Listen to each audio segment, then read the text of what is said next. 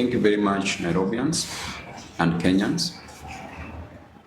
Today I want to take this opportunity to talk about the current state of affairs of Nairobi City County. There is a conduct and becoming of the current Nairobi Governor, Mr. Johnston Arthur Sakaja, in the running of Nairobi County. I want to let Nairobians and Kenyans know that there is a plan that has been hatched by the governor to take a loan of 6.92 billion Kenya shillings from Sidian Bank. We all know the owner of Sidian Bank, which is closely associated with the President of the Republic of Kenya. When the cooperation was signed between the county government and the national government, Governor did clearly state that he was helpless and could not work for Nairobians. He was clearly calling the national government for help, and that the responsibility that was bestowed on his shoulders, that rested on his shoulders, was clearly transferred to the national government, a clear indication of incompetence. Then the president came out and advised Nairobians that 80 billion Kenya shillings was set aside to help in the smooth running and control of Nairobi City County. To our surprise, a budget was passed at the National Assembly, and that 80 billion Kenya shillings was not budgeted for. I did ask the Minister for Finance, Mheshimiwa John Badi, who clearly stated that there could be other means to fund Nairobi, because he himself could not see the 80 billion shillings in the current budget. And therefore, those were just mere statements of puff and misrepresentation of facts. Then we come to the elephant in the room, where the county government of Nairobi, through the governor, has decided to take a loan of 6.92 billion Kenya shillings. What do they say? That this money will be used, in different wards to fund the ward development programs at a tune of 2.8 billion Kenya shillings, and that the remaining money would be used to pay salaries. Now, these are the facts for Nairobians. Number one, there is an existing loan that was taken in 2011 from Equity Bank of 2.5 billion Kenya shillings. These 2.5 billion Kenya shillings could not be paid by the then city council, then was a city council. Then KCB came in to buy this loan from Equity Bank when it had generated an interest, and the loan was now accumulated to a total of 4.2 billion Kenya shillings.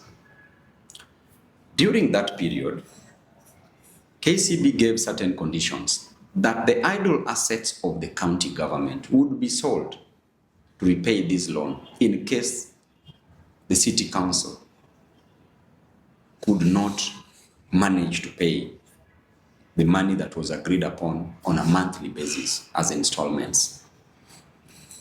Number two, that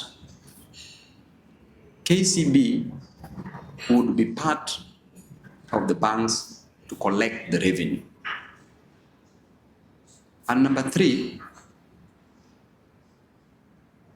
that these monies, the 4.2 billion, on a monthly basis, 141 million Kenya shillings would be paid to KCB This was around 2016, during the reign of Governor Evans Kidero. To our surprise, the county government could not pay this amount of 141 million Kenya shillings and opted to talk to KCB, who agreed that a total of 55 million Kenya shillings would be paid. The then collection of the county government was around between 12 to 13 billion Kenya shillings. Remember and note this, that at 12 billion Kenya shillings, the county government under Kidero could not pay the 55 million Kenya shillings as installments on a monthly basis. And this drives us to a point that since then, this loan has been accumulating in terms of interest. And therefore, the long and the short story of the first loan is that we were unable and are still unable to pay the initial loan that was taken. Now come to this current loan of 6.92 billion Kenya shillings. The MCAs have been convinced to pass this loan this week. The loan has been enshrined in the budget, which is an illegality in the first place. Loan put in as a revenue, source of revenue, but how it is being spent, the expenditure part of the loan, has not been indicated. Even the MCAs who are being lied to, that they'll be given 2.8 billion Kenya shillings as forward development programs. That money has not been indicated how it will be spent. In the cash flow statement, it should show cash in and cash out. Cash in is coming. Cash out has not been shown, which means that this money is going to be used for campaigns. This is money that is going to be stolen. This is money that is going to be defrauded. And who is going to pay this money? Pay back this money? Wananchi wa Nairobi, through their hard-earned cash. I want to warn the MCAs and advise them at the same time that you should only pass this budget, this loan, on one condition: that you should be shown how this money will be spent. Because Governor Sakaja has refused to produce documents to show you the expenditure side of this money. And therefore, even your ward development programs is not safe. If 2.8 billion is going for the ward development fund, the remaining amount of money, over 4 billion, will be used for what? Not shown. I want to tell you and remind you of what I've just said, that during Kidero's era, Kidero used to declare an on-source revenue of 12 billion Kenya shillings annually. Sakaja currently, from 2013, Sakaja currently still declares an on-source revenue of 12 billion Kenya shillings. Recently, 2025-2026 financial year, he declared an on-source revenue of around 13.8 billion Kenya shillings, which included revenue collected from hospitals. Then there was no hospital. So subtract around 1.2 billion Kenya shillings that comes from hospitals. Therefore, from 13.8, we remain with 12.6 billion Kenya shillings, which is an equivalent of what used to be collected in 2016. 2013-2016. Does this make sense to Nairobians? It means that money that is being declared as on-source revenue is undervalued. They are declaring less amount of money. So which means that there's fraud taking place there. Why would you take a loan of 6.92 billion Kenya shillings if the county government has its own source of revenue plus money from the national government of 20 billion? According to World Bank report that was released sometime last year, Nairobi County should be run on an on-source revenue of approximately 67.5 billion Kenya shillings, plus the national government revenue, which is 20 billion, a total of 87.5 billion Kenya shillings.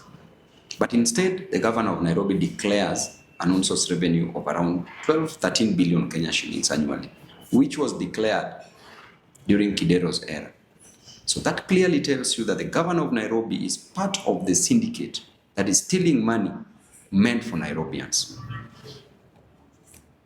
Therefore, Nairobi has enough revenue, has enough money to run its affairs. You should not take a loan of 6.92 billion Kenya shillings. Number two, the choice of the bank, which is Sidian Bank. Where did we go wrong as Nairobians? Sakaja, why are you frustrating Nairobians? Why were you elected in the first place? Why have you lost direction? Sidian Bank, there is no competitiveness. No procedure followed to settle on this first, on this bank alone. So therefore, I know that you are an incompetent person. I know that even sweeping garbage is a problem. But I don't blame you, because we cannot finish garbage in Nairobi. If there's garbage in the office, we have to start by sweeping garbage in the office for us to sweep garbage in the streets. I want to tell Nairobians that you need to talk about this, because this money, 6.92 billion, it is you as Nairobian who is going to pay. No collateral shown. Assets of Nairobi will be sold. Can they show us the documentation about this loan? Let them come out clearly to the MCS for the first time. For the first time, MCS, you are leaders, you are elected, you are not answerable to the governor, you are answerable to your people. Do not approve this loan. You know in your heart of hearts that this is fraud, that this money is going to be used for campaigns, that this money is being stolen. And you also know that you're being lied to, that you'll be given this money for world development. You're clearly being lied to. Do not pass this. But again, we must fight this, because as the incoming governor of Nairobi, we are not going to inherit money that has been obtained fraudulently.